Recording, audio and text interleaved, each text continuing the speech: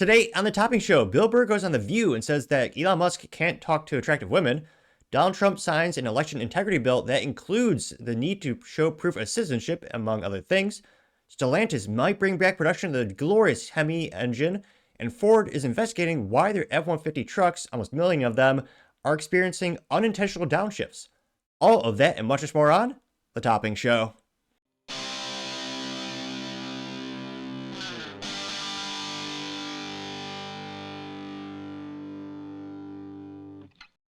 Thank you everyone for taking the time to tune in today. Today's episode of the Topping Show is proudly sponsored by Topping Technologies. Topping Technologies is an IT value-added reseller and services company with a special proficiency IT security. Heck, I see their founder at least twice a day. Gotta say he's quite handsome and brilliant. He's me, see, that's a joke. If you're an IT leader or a business owner, you can reach out to the team at sales@toppingtechnologies.com. Also, still giving away a free Flamethrower with every IT purchase. And it does come with a fun Picatinny rail adapter, so you can mount it to any standard AR-15, like all accessories can be. Go to toppingtechnologies.com and click the Flamethrower button to learn more and see me shoot a flamethrower, or click the URL in the video description below. Lastly, trying to get to 5,000 subscribers by the end of the month, so if you can click that button and tell your friends, I would greatly appreciate it. Now going over to the business part of the podcast, you have news that Stellantis may start production of the glorious HEMI engine this year. After years of boring, garbage, mostly rudimentary vehicles, Stellantis is finally waking up to the fact that we like to have loud, fun, obnoxious things, like the glorious beauty of the V8 engine. 8 cylinders of glory. Now, granted, of course, if I had all the money in the world, I would prefer a V10 with a stick shift if I wanted a Dodge product to get the Dodge Viper. I hope they do bring that back as a Halo car as well, but this is still some good news. A lot of employees at Stellantis are saying, the V8 is no longer a bad thing in the office, where for years it was kind of like a taboo thing, which kind of ironic since, granted, they did not create the V8, but in terms of mass production and pumping them out, baby, they had some great things at Dodge throughout the years. Now, this comes to us thanks to Motor1.com, and this is the first time, I think, all year, I can show you a Dodge product without giving you a visual disclaimer because they're so viscerally disgusting, bland, and boring. Now here you can see the glorious Challenger, the SRT. It needs so much extra, it's got so much horsepower, needs so much air. They removed one of the headlights to make a cold air intake or a ram air intake. Again, it adds a little bit more air. It makes it a little more efficient. Also, I think it's just good marketing too. And of course, it is come in red, though obviously, me, I wish it was in green, but I know I'm unusual like that. Now, specifically, again, this is credit to Motor1.com, specifically Anthony Allans, who's a writer over there, says, quote, Stellantis may restart HEMI production this year. The production plan allegedly includes a supercharged 6.2-liter V8. Now, I'm pretty sure an ancient philosopher, perhaps it was Henry Ford, but a wise man did once say, there's no replacement for displacement. And sometimes you just can't beat a good old V8. Here you can see that beauty. Look at that beauty. Shoot, I'd say if you discount the Dodge Viper, which I normally wouldn't, but if you remove that from the equation, that has to be the best car Dodge has made in 20 years. I know the bar is kind of low in general for Dodge products, but I mean, that just looks amazing. And again, the send-off edition was kind of, actually, no, I don't feel bad for the speculators who bought Dodge products. Think they go up like a stock, and they have these on car lots still for $200,000. I do think it was really cool when they claimed it's going to be the last edition. They made the world's fastest production car, 0 to 60 in 1.66 seconds. And it was a glorious V8 engine. That is such a rare, cool thing that, I mean, it's just a marvel of engineering. Now, going to the article, they say, quote, the Dodge Ram and Jeep lineups are deficient in one crucial thing, a HEMI V8 engine. Yes, this 5.7 and 6.2-liter V8s will continue to power the current generation Durango. For all 5 people who want a Durango. And the Jeep Wrangler 392 exists with a 3.4, but the engine is missing something other important models like the new Charger and 1500. Yeah, a great way to piss off truck owners. Say we're going to take away your V8 option. We're going to give you the twin-turbo Hurricane engine, they call it, which is a straight 6, aka 6 cylinders in a row engine in a truck. Which, again, a straight 6 is great in a BMW. They perfected that over decades of research, development, and manufacturing. And they do have the credit to give you, nice third pedal, also known as manual transmission. But yeah, let's just say anecdotally, speaking with local Dodge dealerships and mechanics, The failure rate for the new Hurricane engine from Stellantis, that straight six, is pretty bad. And it's not one vector of issue. There are many things wrong with that engine in terms of the failure rate. It's not just one component that's failing time and time again. It's multiple. So yeah, that's pretty bad. And also, truck guys love the V8. Again, it's a truck. They want the HEMI. Or if it's a Ford or it's GM, they'll get the V8 without the HEMI. But you know what I mean. Trucks should have V8s. Now, Stellantis said, screw you, we're going to give you a straight six, which technically does have more horsepower, but has to work harder. So if you want the V8, you have to get the Dodge Ram 2500 or 3500. Garn or the entry level 1500. So they need to fix that ASAP. I've talked to a lot of prospective truck buyers. And yeah, let's just say they've been looking at Ford a little bit closer lately because of this snafu. Now, they say, quote, however, a new report suggests that Stellantis is gearing up production. I hope that's a pun. If it wasn't, it was a good one, nevertheless, for more HEMI V8 engines. Mopar insiders citing anonymous sources saying Stellantis will soon start production, building a 5.7 and 6.4 with a supercharged 6.2-liter HEMI V8 at its Dundee engine plant in Michigan, west of Detroit. A report from December after Carlos Tavares resigned earlier that month, or about time, alleged that many within Stellantis didn't want to kill the iconic engine. Presumably, they also like paychecks and staying in business. There are a couple reasons why they should continue to make it. I was going to say, there's a picture of a Jeep, but who wants to see that? I'll keep the nice Challenger on screen there. And they say, quote, it was apparently Tavares who drove them to get rid of the HEMI. What a moron. You're known for your one thing, Dodge. You're not known for making EVs or, fuel efficient cars or, safe. Like, Volvo's known for safety. I mean, what are you known for? You're making for loud, fun, cool cars and trucks. And the CEO of Stellantis goes, we will destroy that. I don't know how to use an Italian accent, but nevertheless, that was my futile attempt. Now, they say, quote, it sounds like the engine is coming back in force. According to the report, Stellantis will base the engines on the Gen 3 architecture launched in 2003, which, again, that's tried and true with decades research development. And shoot, if it ain't broke, don't fix it.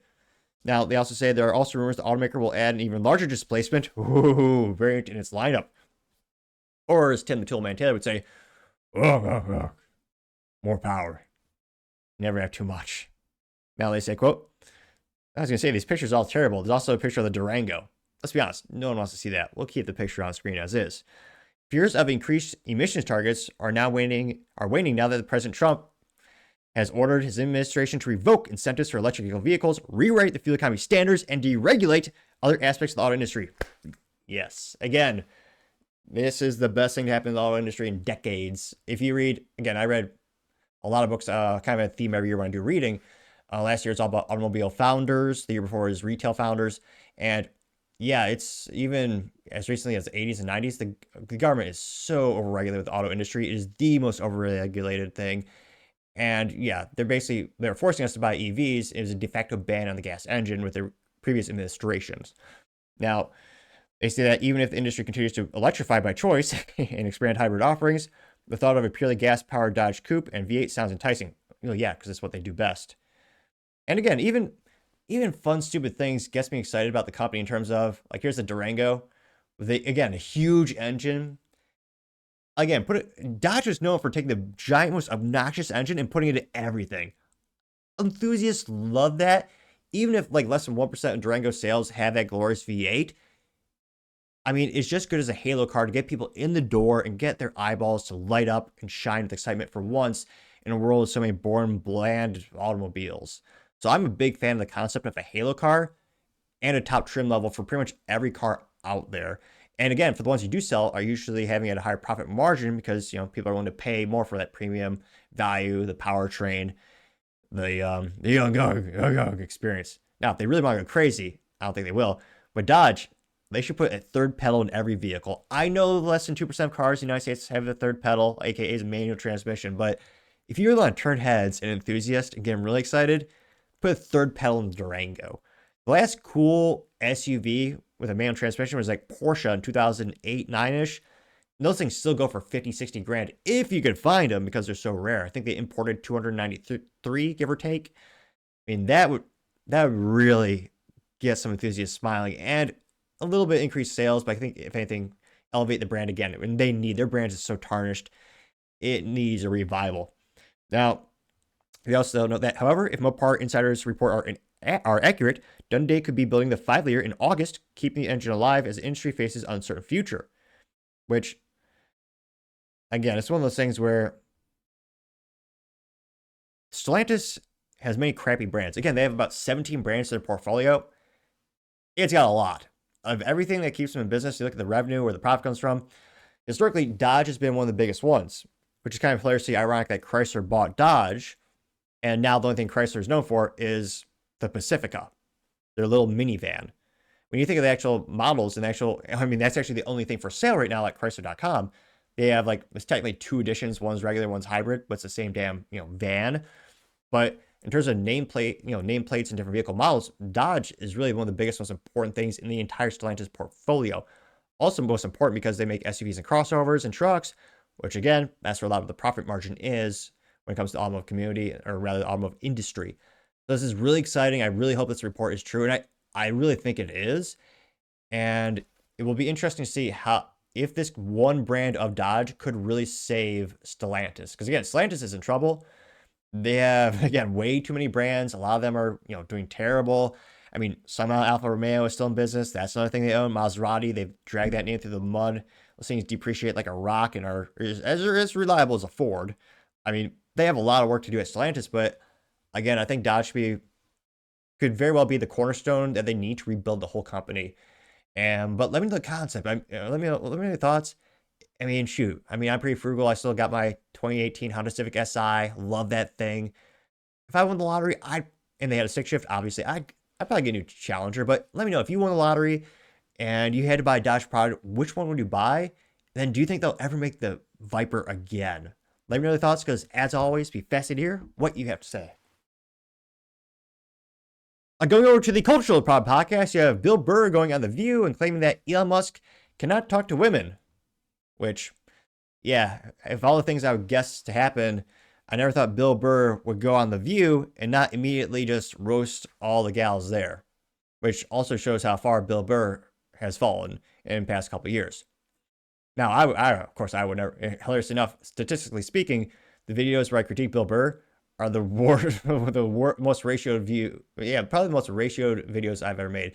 People seem to still love the guy, no matter how far he's fallen into leftism. Of course, if Trump were to, see Bill Burr, he'd probably say something to the effect of, Bill Burr, what a simp. He used to be hilarious, and his wife flipped me off at the UFC event. She's infected him with the woke mind virus. Now he goes on The View and cries about Elon Musk and praises California while the whole state burns into oblivion. Which again shows how mentally vacuous Bill Burr has become, and or maybe they have dirt on him.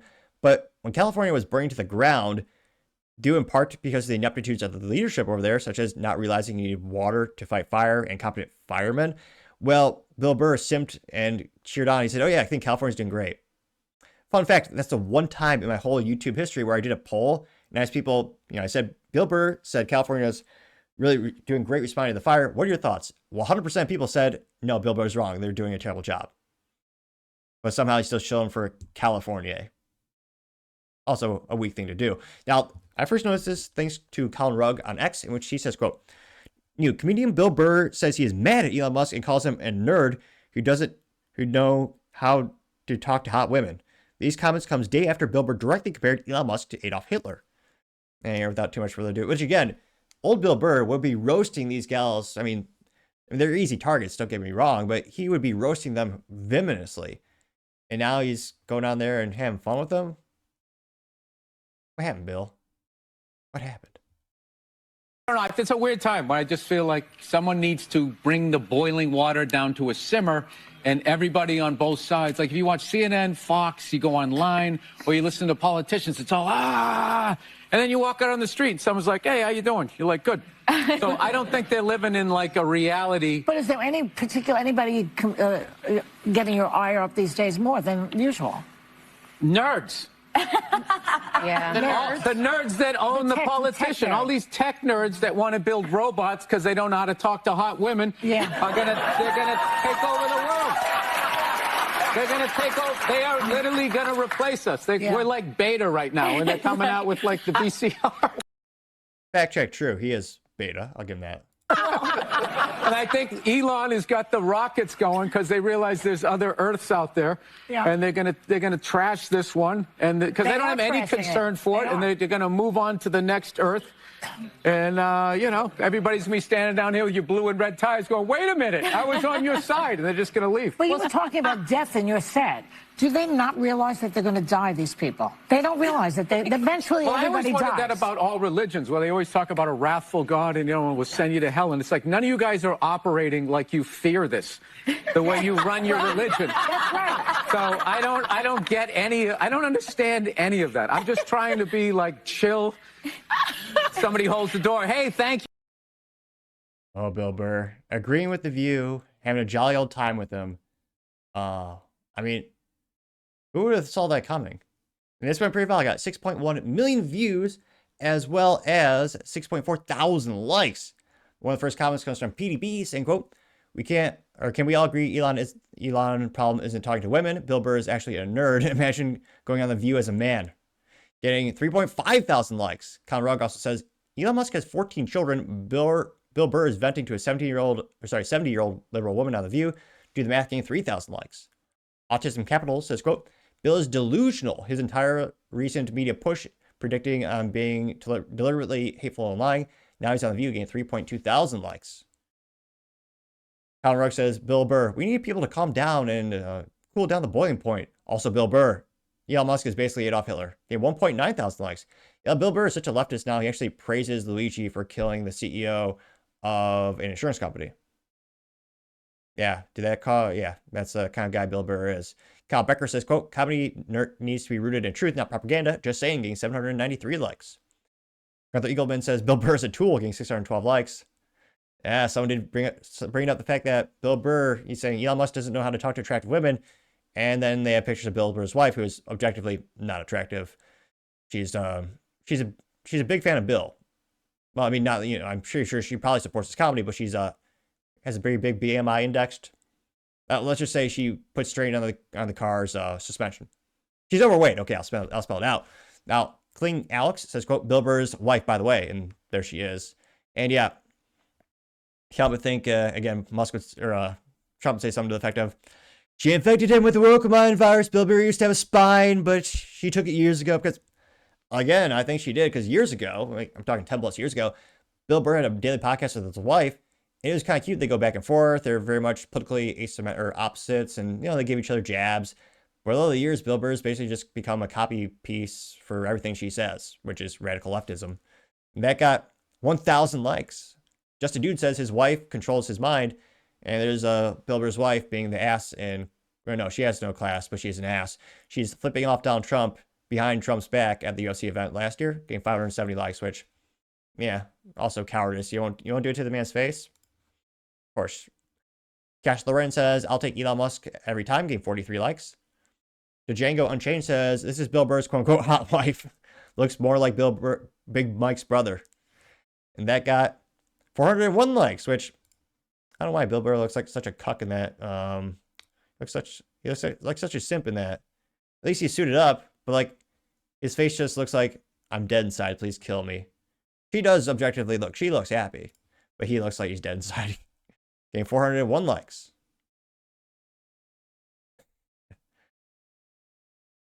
Ask America with Edgar says, quote, menopause is a bitch. And it's Bill Burr, but they gave him a wig and a dress, getting 77 likes.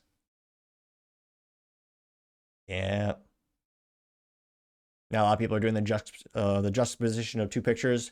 Bill Burr on the left and the NPC guy on the right. Those are going viral as well. But who knows? It looks like, I mean, shoot, the last YouTube video I made about Bill Burr, pretty much everyone was siding with Bill Burr.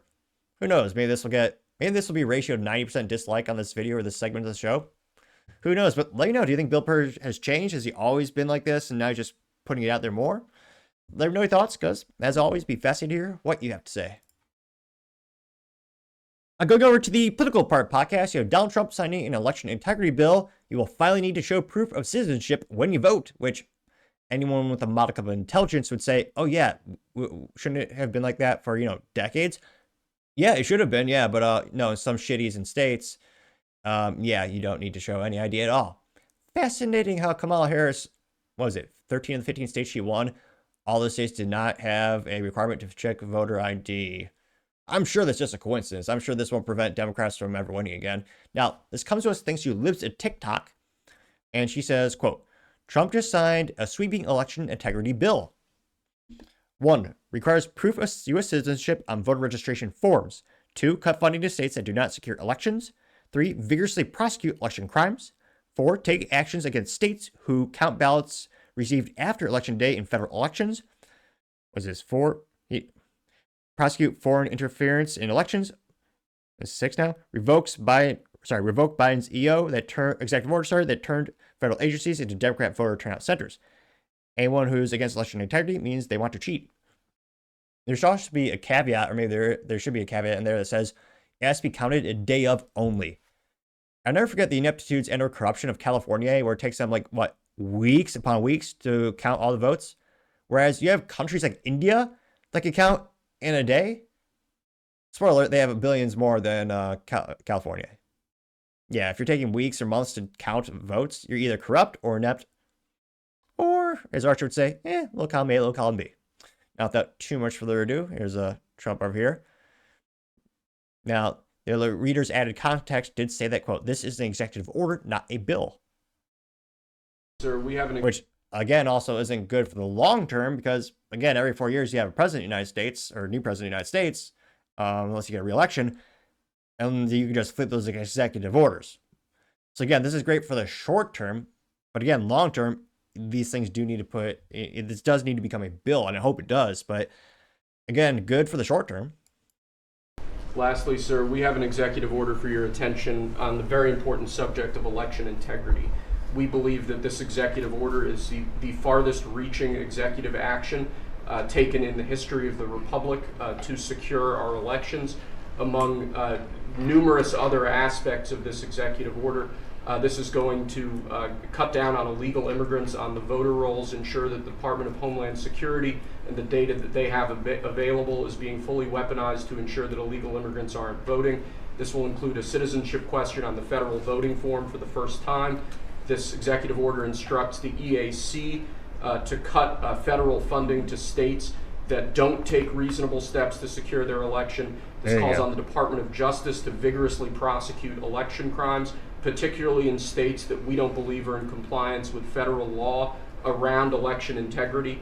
I could go on and on for a while, sir, but the compliance with national election day rules, cracking down and investigating and prosecuting foreign interference in our elections, revoking President Biden's Executive Order 14019, which essentially weaponized government to corrupt and pollute our election process. There's a lot in here, but we believe that these are very important steps that we need to be taking as an administration at your direction to ensure that our elections are as secure as they possibly can be. Okay, you all understand that? Yes. Election fraud, you've heard the term.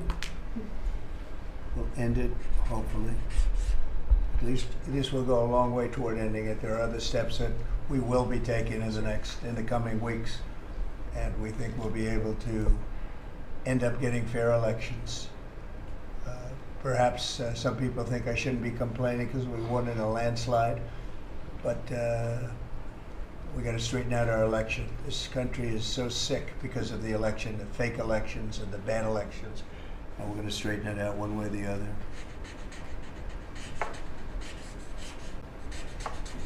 You can bet your bottom dollar California's going to fight like hell to not following these rules or laws. Now, one of the first comments comes from Paul Zupa saying, quote, Democrats will never win an election again, getting 159 likes, which, I mean, it is fascinating how they win the states that don't have voter ID checks. That's where Democrats consistently win every single time. I'm sure that's a total coincidence. You also have Trump Tracker, a contrarian statement. Makes life a little bit more interesting. Actually, do I follow him? Not yet. You know, it's kind of funny, his description, which is kind of redundant, is loud Boston guy, which, I mean, I don't know a lot about Boston. I know they like apples, Ben Affleck, Dunkin' Donuts, but yeah, he's also he's such a loser. Nothing says loser like, or anti-American, like common sense gun laws, which means they want to ban guns. Every time they say common sense, yeah, that's not what they really want. He says vote blue and fuck F the MAGA ats. Eat the rich. Yeah, let's follow this loser. Because again, echo chambers get a little bit boring, so I try to seek as much information possible and make it so it's not, a little bit more interesting. Now he says, quote, now what will MAGA cry about when they lose elections? I mean, again, funny enough, when MAGAs lose elections, they don't do? Cry, riot, burn down cities. That's what leftists do. But again, considering most MAGAs are constitutionalist and they like law and order, I would say they would probably be fine. But as long as you win by the merit or lose by the merit, that's what we all want. So I don't think he got ratio. Oh, wow. This is why I like contrarian comments. He got more responses than anyone else. He got 144 responses. Now, one of the first person responding to him was Mr. Whaleman saying, quote, how will Democrats ever win if they can't cheat? Getting 92 likes. David Shaw says, quote, not going to happen. And he shows the election map, or the presidential election map based by county, which is, all red except the cities. Hard to tell the difference. Let's see here. Emperor says, sit this one out, dude. Democrats went 4 years about Russian interference, getting Trump elected in 2016, getting 30 likes, which, it turned out to be a hoax. So, pretty much all the comments are, ratioing him. Going back to the main comments section, you also have Bowtied Queen Bee saying, quote, we already know which states will be affected. And it says, US map says sanctuary regions, states or countries with laws, regulations, or policies shielding criminals from ICE. And, you have California, New Mexico, Colorado, Oregon, Washington. North Dakota? Really? No. Weird. Okay. Illinois, New York, and a bunch of eastern places gained 98 likes. Jakey says, if this was in place during the last election, and it's a red map of the United States, it has Republicans 538, Democrats 0. It got 142 likes. Let's make it 143. Salty Goat says Democrats are screwed and they know it, gained 260 likes. Not seeing too many contrarian statements besides the first guy. But it's I think they'll be Democrats will be in a lot of trouble. But we shall see. Let me know if you think this will have a huge impact on upcoming elections. I mean, shoot, let's sway the polls by as much as 50%, 60%, or maybe not at all. Not at all, maybe a single percentage point. Let me know your thoughts, because as always, be fascinated to hear what you have to say.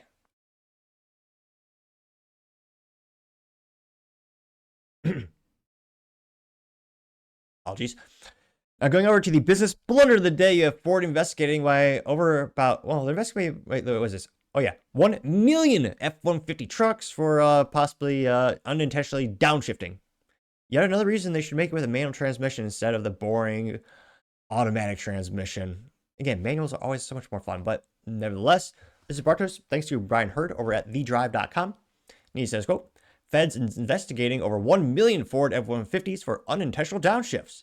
The National Highway Traffic and Safety Administration has received more than 130 complaints from customers whose trucks have performed a harsh, unexpected downshift.